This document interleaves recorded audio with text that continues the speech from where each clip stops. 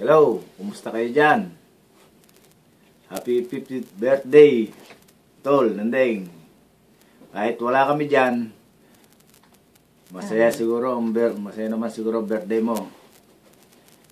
Baka kahit sa susunod na taon, baka makauwi na kami. Baka makauwi. Hindi pa sigurado. Happy birthday na lang uli. Miss ko lang, namimiss ko na ang harapan natin yan. Bye-bye.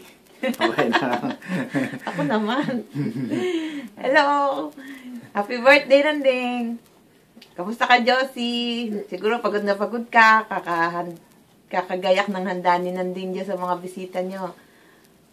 Nakakamiss din kasi wala kami dyan. Pero andyan naman si Jen Jen para matakpan niya yung absent namin. Nang, kamusta ka, Inang? Happy birthday, Nandeng. Siguro, next year, kung makauwi kami, attend kami ng birthday mo. Joke! Sige na.